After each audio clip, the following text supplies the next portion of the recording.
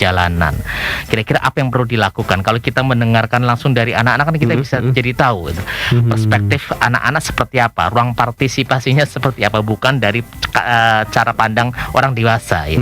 Sehingga benar. jadi tahu selama hampir ini 3 hari. Jadi roadshow kami di beberapa kelurahan. Jadi kami akhirnya jadi tahu sebenarnya apa yang perlu kita lakukan bersama-sama, terutama ketika kita merespon informasi dari anak-anak. Kebutuhan hari ini apa? Kebutuhan hari ini adalah bagaimana beban anak yang sangat tinggi sekali. Pertama adalah beban sekolahnya, kemudian beban-beban yang lain yang sehingga memaksa memang ada persoalan di mana pola komunikasi yang tidak berjalan baik di rumahnya sehingga memungkinkan anak itu mencari penyaluran hasratnya di luar rumah. Nah, salahnya adalah si anak ini adalah bertemu dengan kelompok-kelompok yang negatif dan lain sebagainya, sehingga ya itu yang terjadi, sehingga dia bisa mencari jati dirinya, bisa diterima dirinya oleh tempat yang sebenarnya harus positif, tetapi ini ada tempat yang salah, yang itu yang negatif. Sehingga ini contoh seperti halnya 3 hari yang lalu. Kami baru saja gelar kasus, ternyata ada anak perempuan yang memiliki 2 pacar di satu geng dengan dia sudah melakukan extortion ya, ada foto ketelanjangan kemudian disebarluaskan itu loh. Hanya dia tidak bisa keluar dari situ, ya udah tersebar di antara geng tersebut, sehingga ada 10 anak itu di geng tersebut, dan dia tidak bisa lepas dari kelompok tersebut karena gitu. Ada intimidasi. Ya, salah satunya ada bujuk rayu, kemudian sampai dia sudah memberikan foto ketelanjangannya itu gitu loh. Ini terjadi, ini baru saja terjadi. Saya bertemu dengan mereka itu loh. Nah, sehingga kami dengan pihak sekolah, dengan masyarakat, dengan pengambil kebijakan, kemudian teman-teman yang ada di lapangan, terutama Satgas Pelindungan Perempuan dan Anak yang ada di kelurahan juga merespon dengan cepat. Ayo, pentingnya edukasi untuk anak-anak dan berikan ruang ekspresi apapun ide kreatif untuk penyaluran energi-energi yang berlebih ini. Anak-anak hari ini kan kelebihan energi yang berlebih gitu. Kalau ada penyalurannya is okay, tetapi kalau tidak ada penyalurannya kita tahu apa yang dilakukan itu. Tongkrongannya ada di mana, kemudian ngumpulnya dengan siapa dan lain sebagainya, apa yang dia lakukan. Ini kadang tidak terkontrol dari ruang terkecil yaitu keluarga. Itu Mas. Mas, menarik Mas, dari pembicaraan awal ini tadi juga sempat disinggung dikit ini sebentar geng.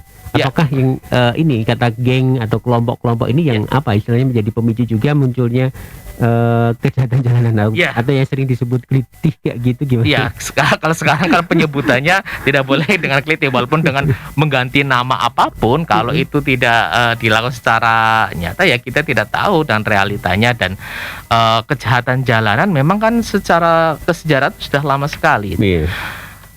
Saya bertanya kepada anak-anak juga, apakah kalau dilakukan dengan sendiri ada keberanian apa tidak? Ternyata jawaban anak tidak. Berarti kemarin selama 3 kali ada kurang lebih ada 150 anak mengatakan tidak berani, dan itu memang dilakukan secara bersama-sama. Siapa yang memegang peranan, entah di strukturnya itu seperti apa, kemudian bahwa setiap kelompok itu sejatinya dibentuk karena punya tujuan. Nah, tujuannya apa itu tergantung.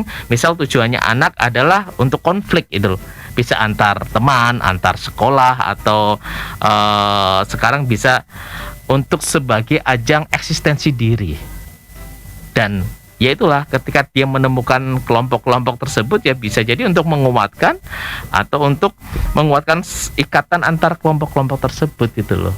Itu yang mereka lakukan, dan ini anak-anak luar biasa sekali mengatakan demikian. Kalau sendiri melakukan tidak ada keberanian. Apa yang dilakukan pertama kali biasanya memang betul dia mengkonsumsi obat-obatan atau miras itu untuk menantang keberanian si anak tersebut untuk melakukan kejahatan di jalanan tersebut. Mungkin bisa diceritakan juga, ini cukup menarik Mas. Mereka model apa ya? Perekrutannya itu seperti apa? Mungkin ada satu cerita yang pernah digali Mas Bin sendiri. Kalau secara umum yang kami dengar dari anak-anak, memang mereka melalui broadcast di media sosial ya. Pertama dia mencari memang salah satunya adalah anak-anak yang tidak memiliki ruang, yang tidak pernah diterima di dalam keluarganya. Ini dari hasil catatan saya juga bahwa ternyata beberapa anak-anak yang melakukan tersebut karena pertama adalah ada faktor pendorong dan ada faktor penyeretnya.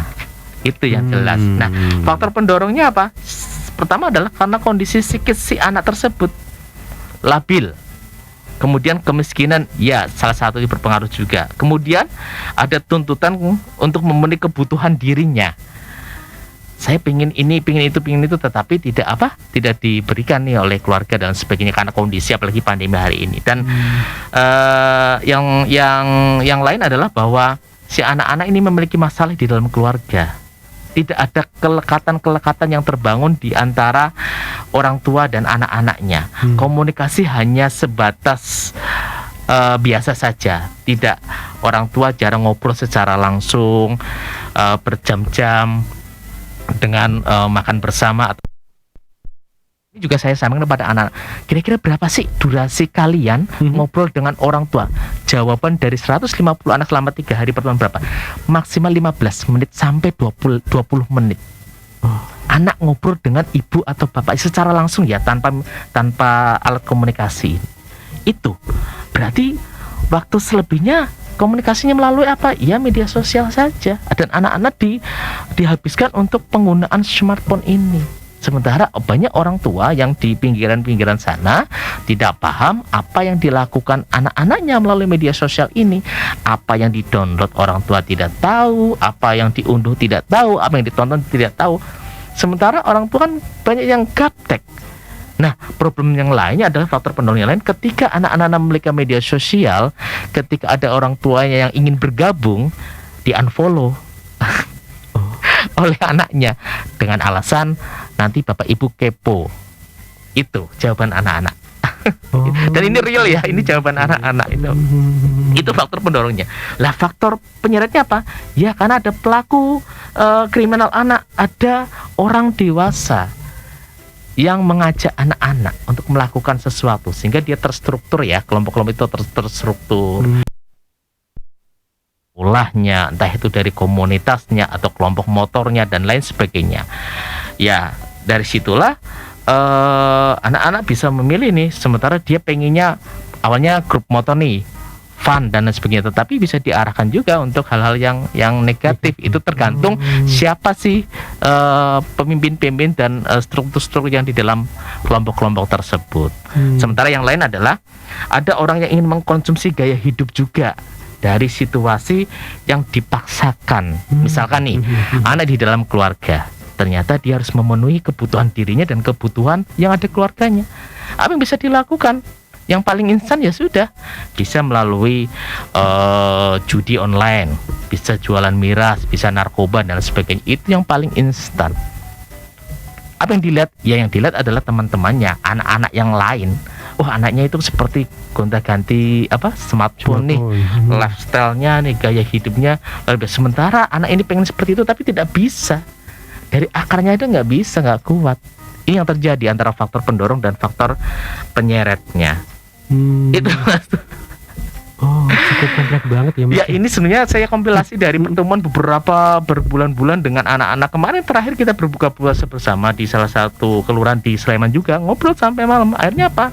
Tujuan utamanya ya udah bagaimana anak-anak di kelurahan-kelurahan mempelopori untuk melakukan kreativitas. Dengan diberikan ruang kreativitas oleh pemerintah kelurahan, ya sudah, termasuk anggarannya dikasihkan. Luar biasa sekali, ada pemerintah yang langsung respon. Iya, beberapa kelurahan sudah menyatakan untuk berkampanye terkait dengan kejahatan anak di jalanan seperti itu, sehingga dia menjadi peer educator bagi teman-teman yang lainnya, teman sebayanya juga, ketika sudah mendapatkan menjadi peer educator dong untuk teman yang lainnya yang belum bergabung di namanya forum anak di kelurahan.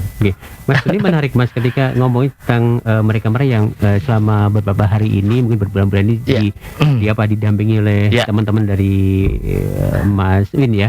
Nah, ini siapa tuh mereka itu? Apa mereka yang join itu mereka-mereka yang memang belum terkontaminasi virus-virus yang kurang baik itu, atau itu acak aja yang dijoinkan itu? Iya, kalau itu kan sebenarnya kan amanah dari undang-undang juga bahwa di setiap kelurahan, kapanewon, kemantren sampai ke tingkat kabupaten atau kota itu sudah harus ada namanya forum anak.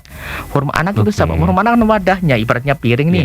Isinya siapa? Ya makanan. Maka isinya bisa entah itu dari kelompok pemusik, kelompok seni, kelompok sekolah, kelompok pengajian, kelompok apa saja, kelompok umum, tanpa diskriminasi, termasuk anak-anak penyandang disabilitas. Untuk apa? Berkumpul, memikirkan kondisi situasi anak-anaknya di wilayahnya terkecil. Nah, anak-anak perwakilan ini bisa dari perwakilan dari padukuhan, RT, RW, memikirkan kan cara pandang mereka kan berbeda-beda. Oh, di padukuhanku ada situasi seperti ini, apa yang direspon nih? Maka digodoklah di dalam namanya forum anak yang di tingkatnya di kelurahan. Kalau anak-anaknya sudah berhasil di kelurahan, bisa naik ke tingkat kemantren atau ke kapanewon sampai ke tingkat di forum anak kabupaten. Nah, dia bisa berpikir seperti itu. Nah, programnya apa? Programnya di Inisiatif kami bantu. Programnya apa saja sih? Tapi yang real.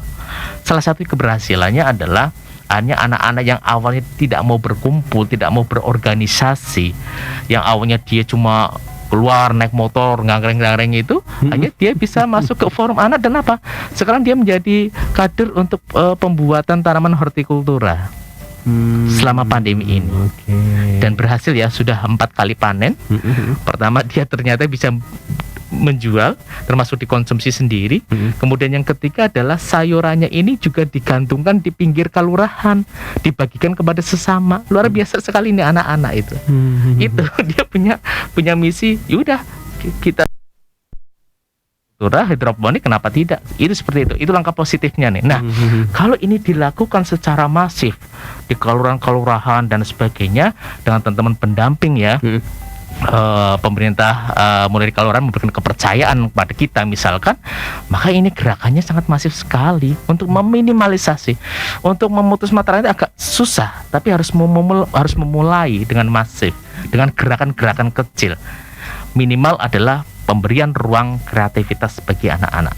Saat ini generasi digital, maka gunakan digital untuk mengeksplorasi anak-anak itu, untuk membuat konten dan lain sebagainya. Kami arahkan tinggal ahlinya orang fotografi, jurnalistik, tindak teman-teman dengan media, kita ajak untuk menjadi narasumber di sana. Seperti itu Mas yang kami lakukan. Ini secara apa tadi yang disampaikan Mas Vin untuk mengatasi kelebihan energi dari teman-teman yang masih muda itu ya Mas ya? Iya, betul sekali Mas.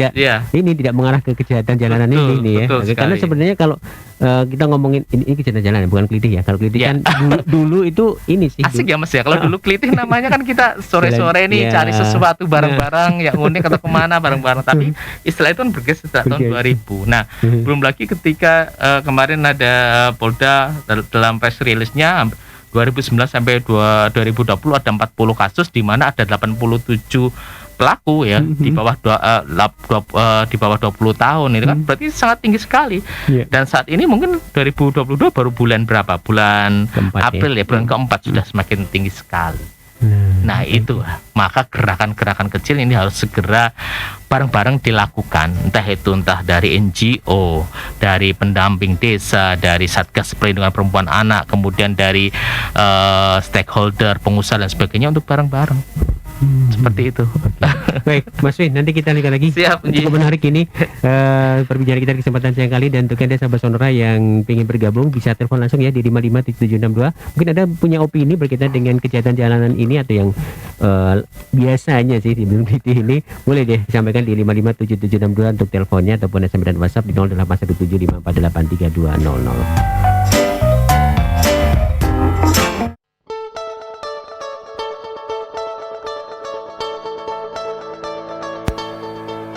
Mitra Wacana merupakan sebuah organisasi yang terletak di Jalan Pelemulung nomor 42, Gedongan Baru, RT 6, RW 43, Banguntapan Bantul, Daerah Istimewa Yogyakarta. Didirikan pada tanggal 2 April tahun 1996, Mitra Wacana berdinamika dalam persoalan perempuan dan anak. Mitra Wacana mempunyai visi terwujudnya masyarakat berkeadilan gender di Indonesia. Mitra Wacana mempunyai misi 2. Yang pertama, membangun masyarakat demokratis, pluralis, dan berkesetaraan. Kemudian yang kedua, membangun organisasi yang kredibel dan dipercaya oleh para pemangku kepentingan.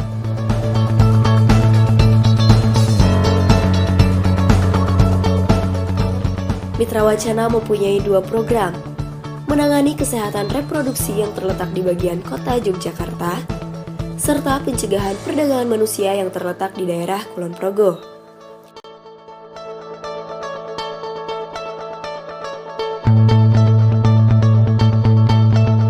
Salah satu program Mitra Wacana untuk kesehatan reproduksi adalah promosi kesehatan. Bergabung di Sonora Jogja dan kita masih di perbincangan bersama Mitra Wacana seputar remaja dan kejahatan jalanan.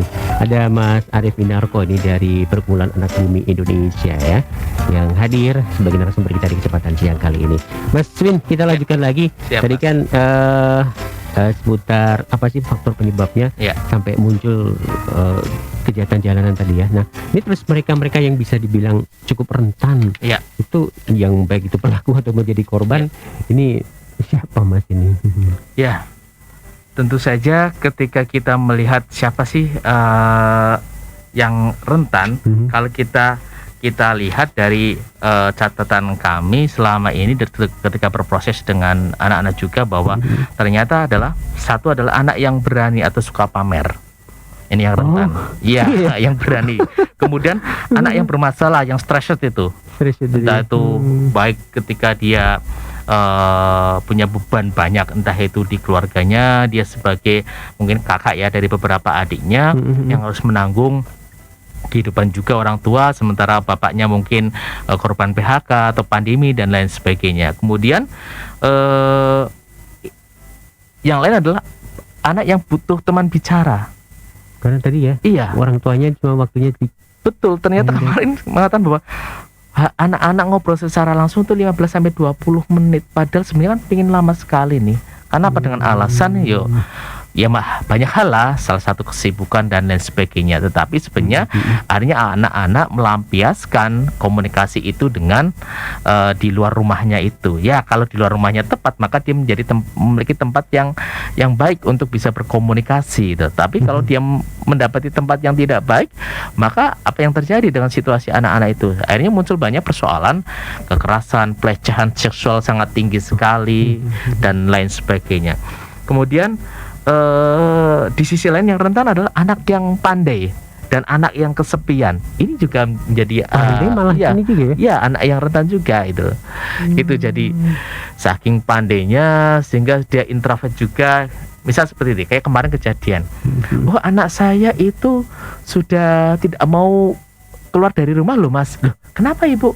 Ya karena dia sekarang sudah nyaman di rumah dan sebagainya. Nah, kalau menurut kami itu sangat berbahaya sekali. Malahan ya. Iya, kenapa? Ketika anak-anak introvert, ketika di rumah sementara hanya dia komunikasi dengan alat komunikasi saja, kita tidak tahu apa yang dilakukan anak-anak.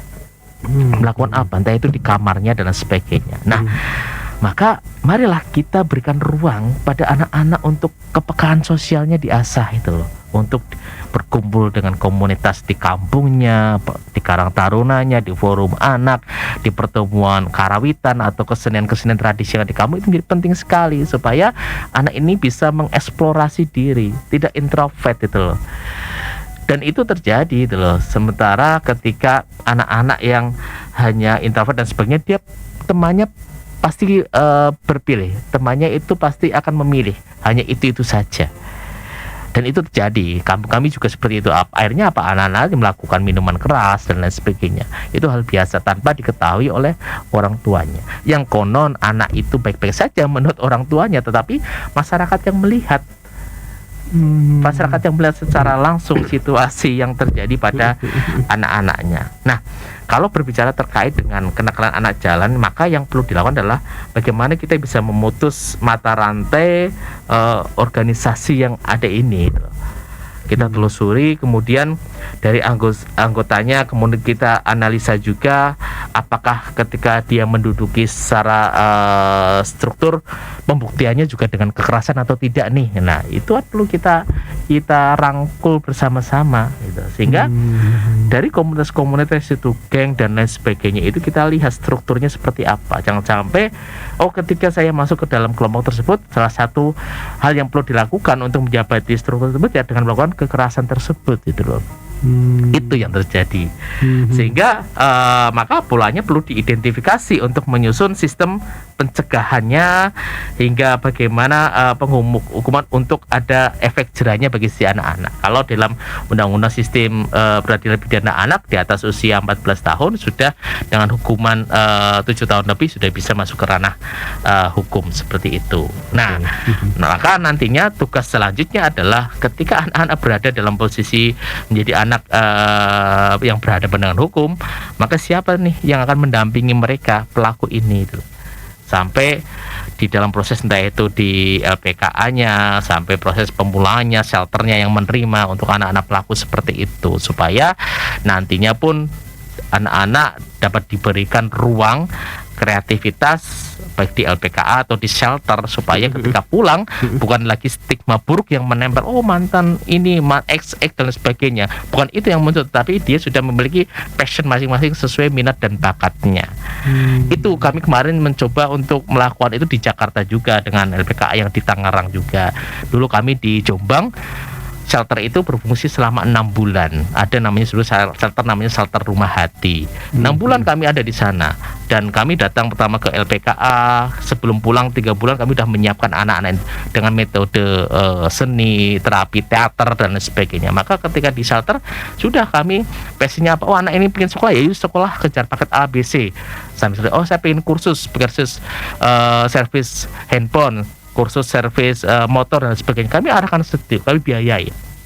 Nah, kami jejaringnya selanjutnya adalah bagaimana dinas terkait untuk ikut mensupport alat-alatnya ketika nantinya akan pulang dari shelter kami itu loh. Jadi ketika pulang ya udah dia langsung membuka bengkel, langsung membuka sablon, langsung membuka servis HP sudah. Jadi tidak ada stigma yang menempel lagi pada anak-anak tersebut. Dan prosesnya sangat panjang sekali, Mas. Ini cukup mari juga ketika yang namanya kejahatan jalanan ini perlu banyak tangan yang betul. Yang menanganinya, yang bertanggung jawab. Nah, ini nanti akan dijelaskan lebih detail lagi sama Mas Win ya. Bagaimana juga dengan selaku orang tua, tadi juga disampaikan ya di awal tadi cuma 15 sampai 20 menit. Wah, itu berarti memang peran orang tua untuk berkomunikasi, membuka komunikasi, membuka pembicaraan bersama anak itu penting banget. Tapi nanti seperti apa akan disampaikan Mas Win setelah kita tentukan dulu dari waktu, Mas. Siap. Nanti kita ke perbincangan berikutnya.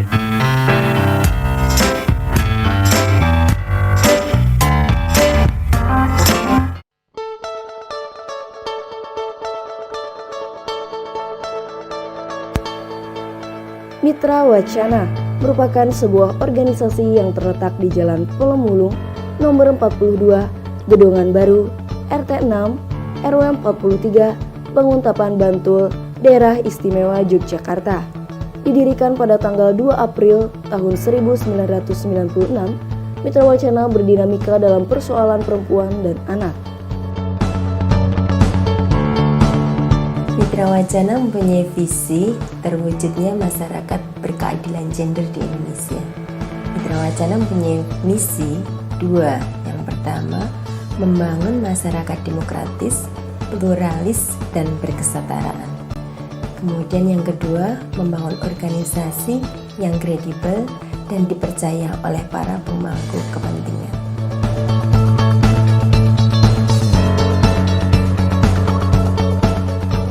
Mitra Wacana mempunyai 2 program, menangani kesehatan reproduksi yang terletak di bagian kota Yogyakarta, serta pencegahan perdagangan manusia yang terletak di daerah Kulon Progo.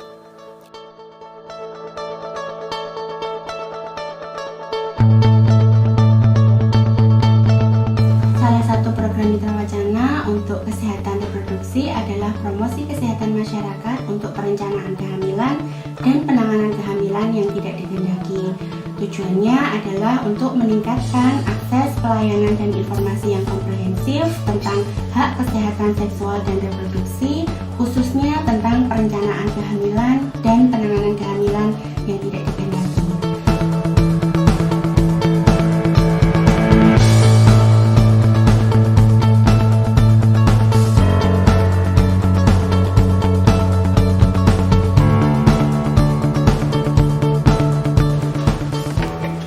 Mitra Wacana menjalankan program pencegahan perdagangan orang di Kabupaten Kulon Progo, khususnya di 9 desa di wilayah Sentolo, Ngalo, dan Kokam.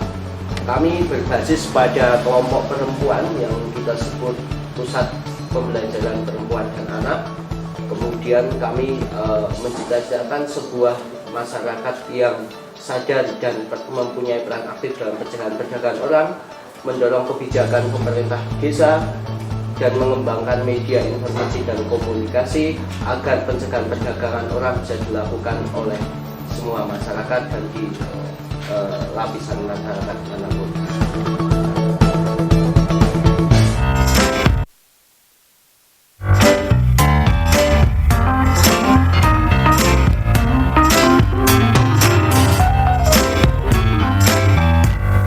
Oke, masih dari lantai 2 Gedung Kompas Gramedia, Jalan Suro Tempat, Kota Baru, Yogyakarta. Terima kasih untuk Anda yang terus bergabung di kesempatan siang kali ini. Sahabat Sonora masih di perbincangan seputar remaja dan kejahatan jalanan ya, bersama Mitra Wacana, dan narasumber kita ada Mas Arief Winarko dari Perkumpulan Anak Bumi Indonesia ya.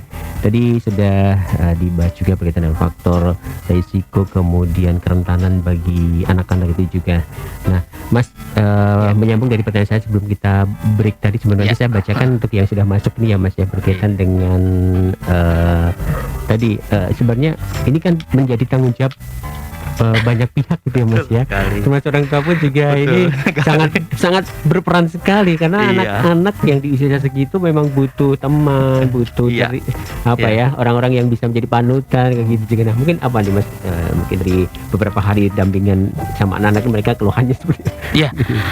Jadi gini Mas, hari ini kan kita berhadapan dengan anak-anak digital ya. Digital. Kalau mungkin kita lahir yang 10 tahun, kita mungkin lahir di generasi baby boomer, generasi X juga ya, dia di bawah tahun 2000-an. Nah, sementara kita hari ini kan berhadapan dengan generasi Z yang lahir di atas 2000 sampai Alpha, generasi Alpha yang dimana semuanya serba instan. Kalau dulu kita jujur aja, kalau kita orang-orang dahulu ketika berkumpul ya komunikasi ya langsung. Ngobrolnya langsung, berkumpul langsung itu.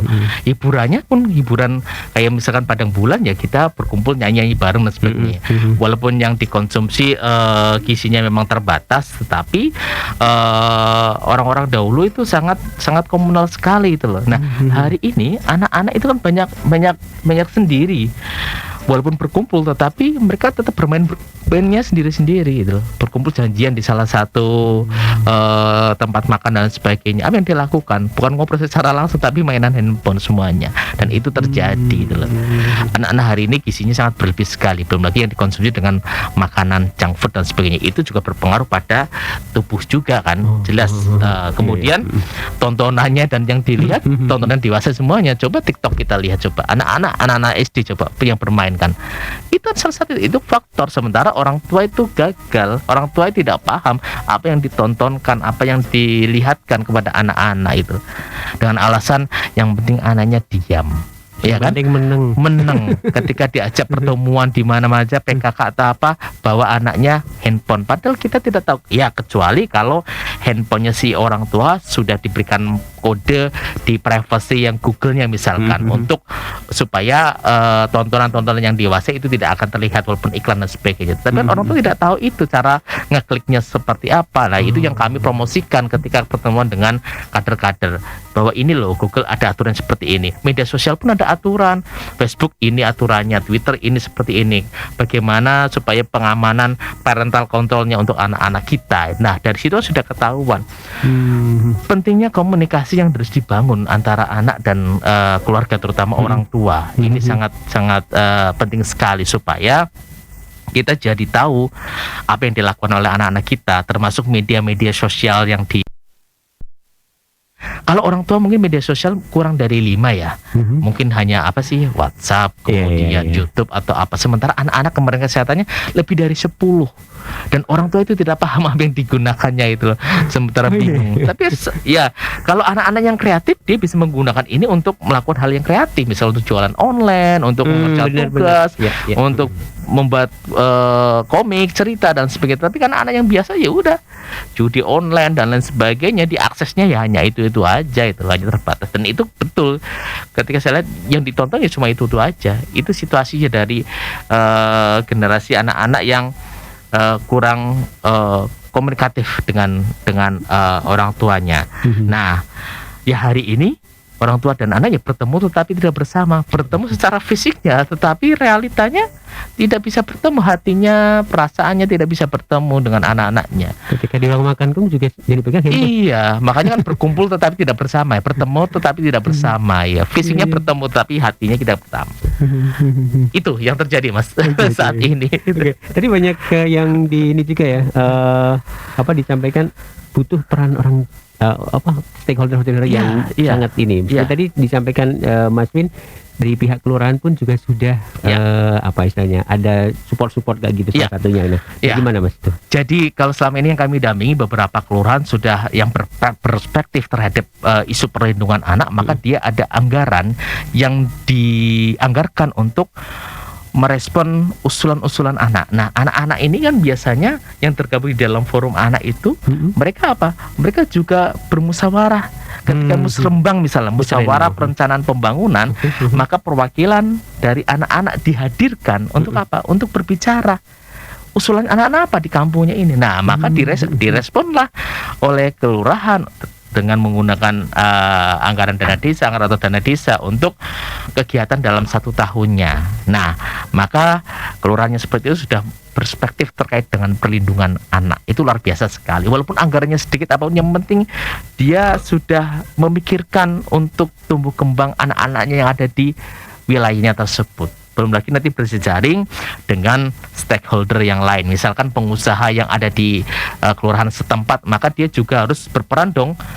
2,5%-nya untuk apa? Ya untuk kegiatan. Itu salah satu di kelurahan di kecamatan Cangkringan juga seperti itu. Untuk kebutuhan misalkan di kelurahan tersini ada anak yang membutuhkan misalkan bantuan atau apa, maka ya dari usaha-usaha yang ada di wilayah tersebut, bukan saja pengusaha besar, pengusaha cilok ya ada, kelontong ya ada. Kemarin mereka berkomitmen bertanda tangan bahwa saya pun bertanggung jawab untuk mencukupkan kegiatan anak-anak, walaupun dia hanya nyumbangnya berapa rupiah saja. Itu luar biasa sekali, Mas.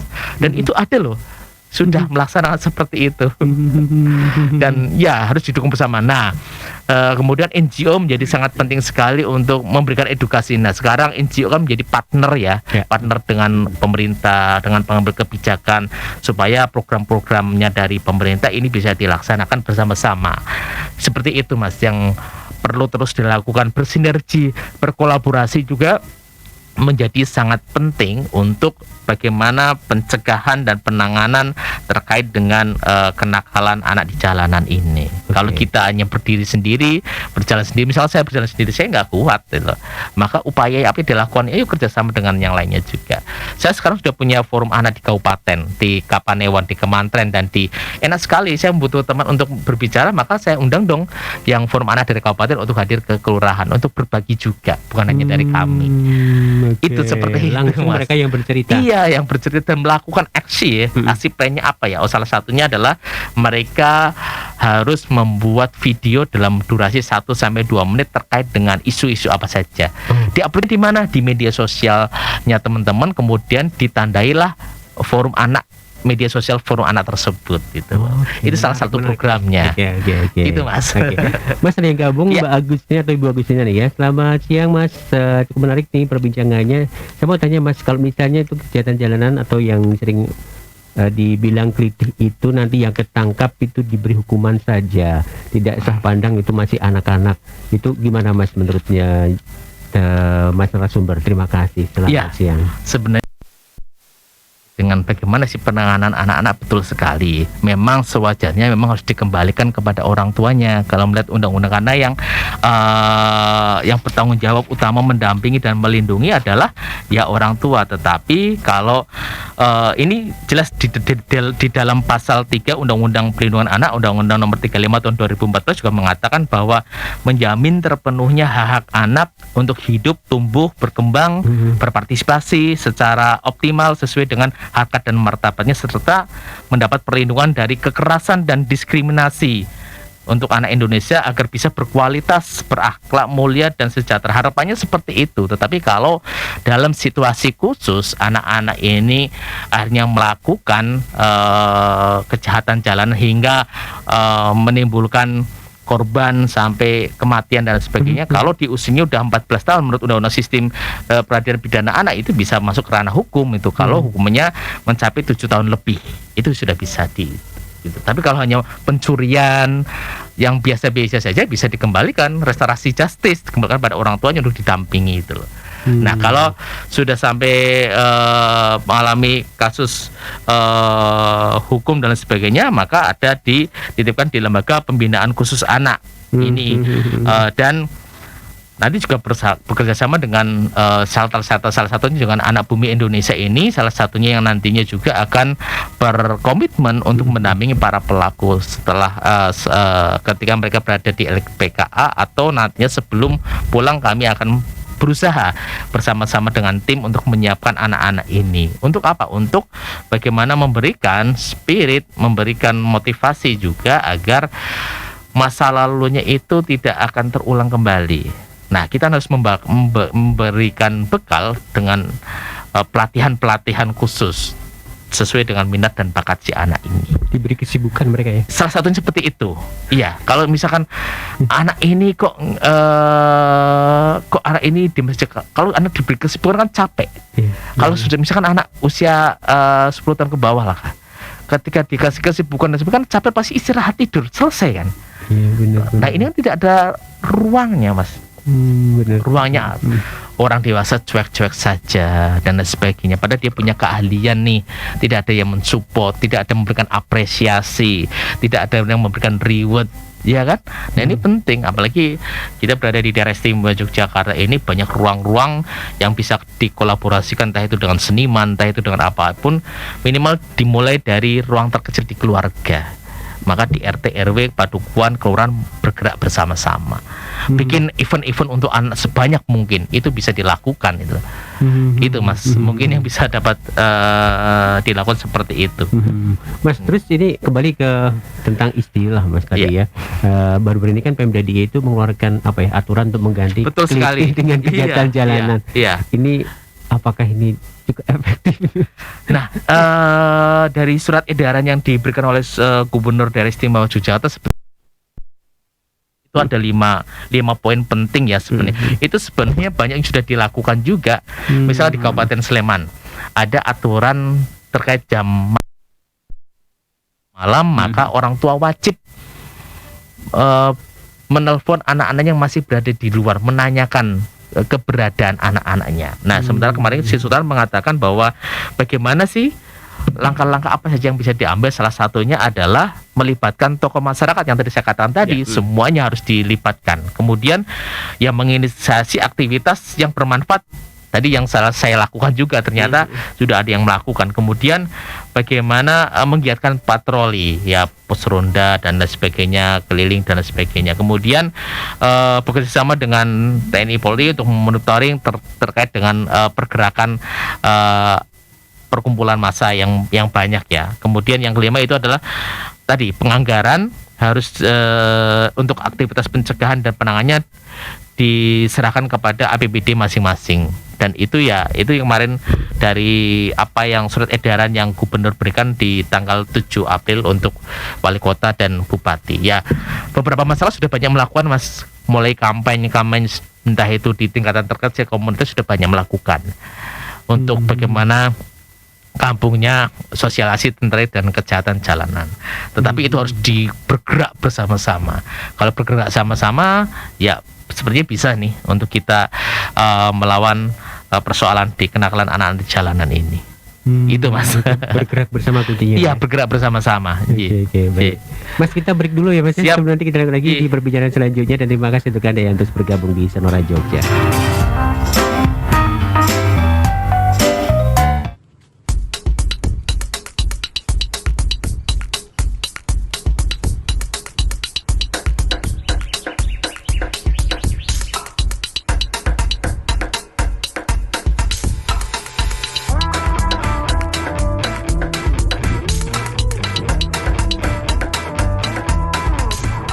beberapa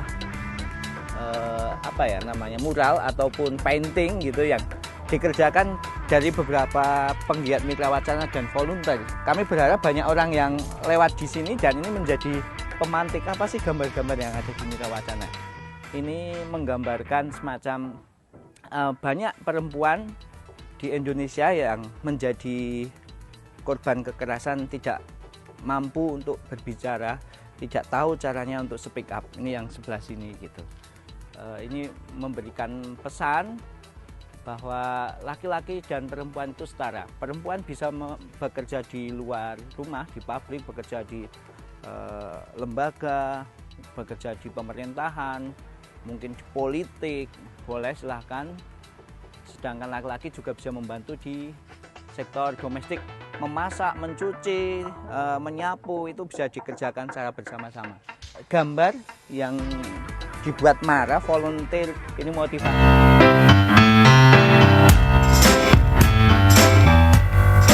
Tujuh Kemampuan dari Sonora Jogja. Sahabat Sonora, terima kasih untuk Anda yang terus bergabung di kesempatan siang kali ini ya. Masih berbincang seputar remaja dan kejahatan jalanan bersama Mitra Wacana, dan kita berbincang bersama Mas Arif Winarko dari Perkumpulan Anak Bumi Indonesia. Mas Win, kita lanjutkan lagi ya Mas. Nah, ini karena asik sekali nih perbincangan seperti ini ya. Nah, terus ini berkaitan dengan masyarakat sendiri Mas, ini ketika mereka merasa keamanannya menjadi sangat berkurang ya, nggak nyaman lagi ya kalau bisa mau keluar malam kan gitu. Dan kemarin-kemarin sempat dilakukan aksi seperti unjuk rasa untuk segera mengatasi ini. Nah, itu sebenarnya apa sih yang bisa dilakukan masyarakat Mas ini? Iya, langkah-langkahnya. Sebenarnya kan kejadian-kejadian yang sudah berlangsung ini kan sebenarnya aksi spontan yang dilakukan masyarakat ya. Ini salah satu juga bagaimana sih kenapa persoalan-persoalan yang hampir menyebabkan nyawa orang ini kok tidak segera tertangani itu loh. Sangat lamban. Orang kan berpikir macam-macam. Padahal realita di lapangan memang gerakan yang dibangun oleh masyarakat pun juga masif juga. Ada yang melakukannya dengan pelan-pelan, ada yang dengan cepat-cepat. Salah satu tujuannya sama, untuk menghentikan persoalan-persoalan ini gitu. Sehingga kemarin banyak yang di trending topik dan sebagainya tidak bisa bekerja dan lain sebagainya. Maka yang perlu kita dorong bersama-sama, ayo kita kembali kepada diri kita masing-masing. Apa yang perlu kita lakukan? Saya bisa melakukan apa nih untuk menghentikan persoalan kejahatan jalanan ini?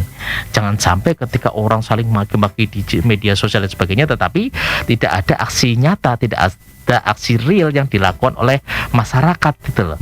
Ketika masyarakat memiliki aksi yang positif ketika untuk menangani persoalan-persoalan ini, sepertinya saya rasa akan segera tertangani juga Mas, dengan melakukan aksi-aksi kreatif juga. Nah, peran paling penting memang pertama adalah keluarga. Ini menjadi tumpuan yang penting. Kedua adalah sekolah. Bagaimana upaya ini harus juga dibangun di dalam sekolah-sekolahnya juga. Yang ketiga tentunya dari masyarakat. Ini sebagai benteng pertahanan. 3 sumber ini menjadi penting ya, keluarga, sekolah, dan masyarakat. Ini harus bersinergi, berkolaborasi bersama-sama. Kalau misalkan sekolah akan kesusahan melakukan aksi terhadap situasi anak didiknya yang seperti ini, maka yang undanglah yang memiliki kompeten nih, misalkan dari NGO atau apapun, untuk berkolaborasi untuk menyampaikan situasi ini. Misalkan dari kepolisian juga menginformasikan bahwa jika anak-anak sudah sampai melakukan hal yang merugikan orang lain, terutama nyawa dan sebagainya, maka sudah kenanya bisa menjadi pidana. Nah, itu kan anak-anak kadang tidak terpikir seperti itu. Yang penting sudah melampiaskan emosional, sudah selesai. Padahal di ujung-ujungnya kan bisa masuk ke ranah hukum. Ketika sudah tercatat ya sudah, nama baik kita dan sebagainya udah tercoreng juga itu loh Mas. Itu yang tidak dipikirkan ke depan oleh anak-anak. Anak-anak hari ini instan, yang berpikirnya instan. Yang penting hari ini melakukan apa sudah. Gitu. Nah, keberanian itu dipacu salah satunya dengan adrenalin tadi, miras dan pil koplo. Dulu saya seperti ketika di shelter Mas, ketika saya mendapati anak-anak ini kok berani sekali. Ternyata saya ketika saya bekerja sama dengan badan pemasyarakatan, betul ternyata dia mengonsumsi pil sapi atau pil koplo itu, Mas. Mengonsumsi 2 atau 3 saja, dia bisa flash selama 2 hari. Apa yang dilakukan? Pertama, dia bisa ngobrol dengan tembok, dia bisa berbicara dengan daun dan sebagainya. Karena dia tidak berpikir dengan dirinya, tidak, tapi dia berani apapun ketika orang pukul, ketika ketemu orang pukul, padahal kita pendampingnya dipukul, itu seperti itu, Mas. Itu karena mengkonsumsi. Ternyata saya ngobrol dengan psikolog yang dulu ada psikologi forensik, ada Ibu Profesor Yusti Probowati mengatakan demikian. Nah, ini pendampingannya seperti itu. Beda penanganannya ketika anak-anak yang narkoba dengan anak yang melakukan pelecehan seksual sama melakukan pencurian sangat berbeda sekali metode pendampingannya. Ini psikolog-psikolog yang sangat berkompeten di dalam hal itu. Kalau kami kan secara umum bagaimana supaya memberikan ruang energi positif untuk anak-anak untuk berkreativitas, itu yang kami lakukan. Sehingga titik poinnya adalah bagaimana ketika anak-anak melakukan seperti itu, berarti anak-anak membutuhkan komunikasi langsung. Maka peran masyarakatlah yang harus bersama-sama untuk aktif untuk berupaya di dalam penanganan atau pencegahan terkait dengan situasi yang terjadi saat itu. Sehingga ketika anak-anak yang bergabung di dalam geng atau kelompok-kelompok, maka yang perlu lakukan adalah mari memutus mata rantainya, telusuri dari anggota-anggota yang telah dipidana, terutama itu bisa kita asesmen juga latar belakang dan sebagainya. Kan kita bisa mencari kunci sebenarnya apa yang terjadi dengan situasinya itu. Polanya ya dengan cara mengidentifikasi, kemudian menyusun sistem pencegahan hingga ketika anak di dalam penghukuman itu. Sehingga kalau itu sudah diketahui, maka kita dapat mengetahui metode kejahatan yang dilakukan pada komunitas-komunitas tersebut. Itu, Mas. Mas, ini sebelum nanti ini kita konklusi, ada satu opini dari Mas Rizky yang ada di Sleman. Ini di Jakal KM7. Mas, saya cukup tertarik dengan pembicaraan ini. Saya setuju, Mas, tadi berkaitan dengan wadah yang perlu ada bagi generasi muda, karena memang kemarin selama pandemi tidak ada wadah-wadah yang seperti musik dan agenda budaya. Jadi anak-anak lebih cenderung ke hal-hal yang negatif, apalagi ditambah dengan kegiatan tugas-tugas sekolah yang menumpuk, mungkin mereka stres kayak gitu. Nah, dan ini semoga pandemi sudah mulai melandai, semoga nanti makin membaik dan tidak ada kejahatan jalanan lagi. Gimana? Kita bersama-sama semoga dengan pandemi melandai ini, betul sekali, maka ruang-ruang kreativitas mulai kita bangun bersama-sama. Mulai dari kelompok-kelompok terkecil saja lah, supaya misal ini saya memulai dari tempat saya pribadi. Saya setiap malam ada kedai kopi kecil-kecilan. Setiap malam setelah jam 6 berbuka puasa, anak-anak berkumpul. Yang awalnya hanya 3, sekarang menjadi 8 atau 10. Untuk apa? Saya berikan ruang untuk belajar. Saya fasilitasi makanan dan minuman. Kan itu, anak pengen berkumpul seperti itu. Dan saya bikin aturan juga. Ketika belajar tidak ada handphone nanti setelah jam 8 malam. Baru setelah itu maka dia akan, orang tua masyarakat kan tadi bingung, awalnya dia main petasan dan lain sebagainya, anak SMP nggak tahu perang sarung dan sebagainya. Dengan adanya itu akhirnya dia yuk mau bikin apa, yuk bikin poster yuk dari aplikasi Canva, mau bikinkan yuk, saya bikin yuk punya desain apa, saya bikinkan kaos, Mas, langsung, Mas, buat kaos lebaran deh, udah kayak gitu langsung realita nih kaosnya jadi. Saya mengapresiasi itu, Mas, terutama buat anak, karena banyak masyarakat yang di tempat kami itu yang biasa-biasa saja, tidak memikirkan bagaimana metode cara mendampingi anak-anak seperti itu, Mas. Ya seperti itu. Hal kecil ini bisa dilakukan. Bisa dilakukan. Kami membuka dengan komunitas sejangkauan tangan juga di situ. Anak-anak dilemparkan untuk membagi sayur. Sudah, salah satunya seperti itu hal positifnya selama pandemi ini. Dan berjalan ya, Mas ya. Iya, nanti malam saya kehadiran tamu dari teman Kanada untuk ngobrol terkait dengan hal ini juga. Di rumah kami. Oke. Mas Bin, ini perbincangan kita tapi ini sampai jam 14 saja nih. Terima kasih. Untuk mengakhiri kebersamaan kami, pesan-pesan apa, Mas, yang perlu disampaikan ke teman-teman semuanya, ke sahabat Sonora kayak gitu? Ya, mari kita bersama-sama bahwa peran penting keluarga menjadi tujuan utama bagaimana anak-anak ini bisa untuk diterima, ditampung energi-energinya. Maka rumahlah sebagai tempat yang paling aman dan nyaman bagi anak-anak. Maka berikanlah ruang eksplorasi, ruang kreativitas. Ketika rumah sudah berjalan, lingkungan masyarakat dan sekolah menjadi tempat benteng pertahanan agar anak-anak bisa memberikan energinya di ruang kreativitas tersebut. Itu Mas. Oke. Baik, luar biasa. Terima kasih Mas Min. Terima kasih untuk kegiatan-kegiatannya Mas ya. Catatan juga. Terima kasih untuk Sonora FM. Ya, dimana tadi sahabat Sonora pembicaraan kita di kesempatan siang kali ini bersama Mas Arief Winarko nih ya dari Perkumpulan Anak Bumi Indonesia. Kita berbincang bersama seputar remaja dan kejahatan jalanan ya. Sonora, kita akan ketemu lagi di lain kesempatan. Saya mohon pamit dan selamat mendengarkan program-program kami selanjutnya ya. Dan thank you juga untuk teman-teman dari Mitra Wacana nih ya. Sampai jumpa.